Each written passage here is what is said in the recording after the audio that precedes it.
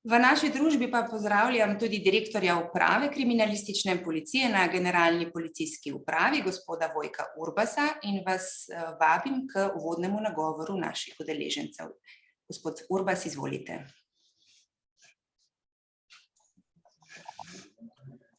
Ja, hvala lepa za besedo. Spoštovani, v čast in veselje mi je, da vas lahko pozdravim na 11. posvetu učinkovite obravnave zlorab otrok na spletu. Dejstvo, da je doživel že 11. ponovitev, dokazuje, da organizatorji svoje delo opravljajo odlično. Hkrati pa opozarja še na en pomemben vidik. Tako v strokovni kot tudi v laični javnosti se povečuje zavedanje o problematiki spletnih spolnih zlorab in osveščenosti o nevarnosti, ki jih v spletnih vodah izpostavljeni naši najmlajši.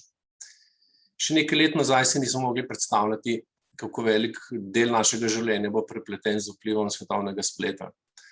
Epidemiološke razmere, ki so nas zaradi obvladovanja izbruha epidemije v zadnjih 2 letih prikovale za računalniške zaslone, so nam še dodatno dokazale, da s pomočjo interneta mogoče prav vse.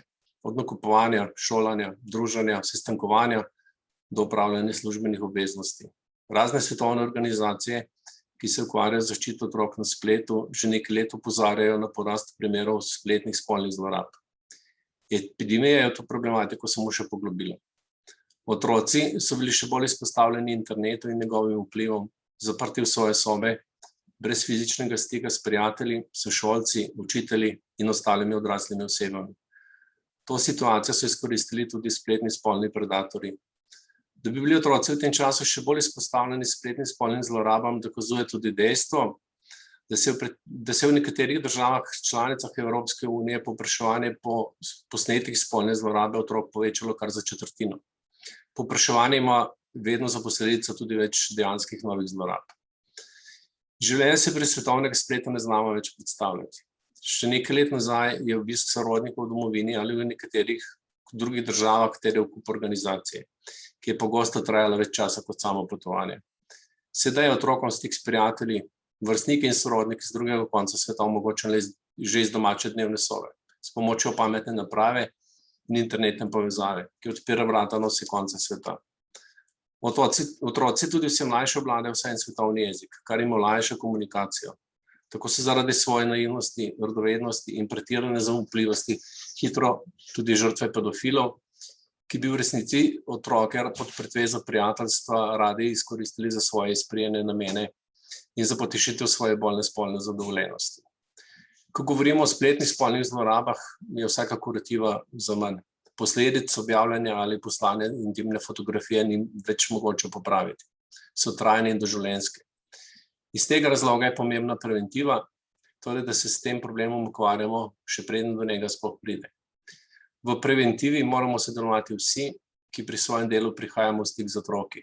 Izobraževati se moramo, usposabljati, osveščati in vedno opozarjati na nevarnosti, ki so jim otroci, za katere pogosto rečemo, da so naše največje bogastvo, izpostavljeni v zavetju svojih sob. Sam se naše delo za zaščito otrok pred spolnimi zlorabami predstavljam kot hoja na visoko goro. Preden se odpravimo, si nabavimo opremo, se kondicijsko pripravimo in si izberemo izkušeno ekipo za našo pot. Na poti do vrha visoke gore smo izpostavljeni različnim nevarnostim, vremenskim vplivom, lahko tudi nemoči in obupu. Ob vznožju, ko je vrh še nejasen in zakrit v meglice, se nam mogoče vsak napor zdi zaman in vrh neosvojljiv. Včasih nam pot do cilja niti ni čisto jasna. Vemo pa, kam želimo. Za take nevarne in težke podvige moramo biti pogumni, vztrajni, neomajni, trdno zavarovani, da je cilj oziroma vrh gore res vreden našega truda. Podobne lastnosti velja tudi za vse ljudi, ki se trudimo, da bi otroci ne bi postali žrtve spolnih in drugih zlorab. Veliko se izobražujemo, nabiramo izkušnje, izboljšujemo obstoječe prakse in tako gradimo na naši tako imenovani strokovni kondiciji. Ker je pot do skupnega cilja v skupini lažja, se preiskovalci združujemo tudi na mednarodni ravni. In vsak s svojimi izkušnjami, dobrimi in slabimi, ter znanjem doprinesemo k zaščiti otrok na spletu, kar je naš skupni cilj. V zadnjem času se zaradi vse večjega povezovanja otrok na območju držav Zahodnega Balkana, čemer lahko pripišemo zasluge predvsem jezikovni in kulturni povezanosti med njimi, Povezujemo tudi preiskovalci teh držav v okviru Impact aktivnosti.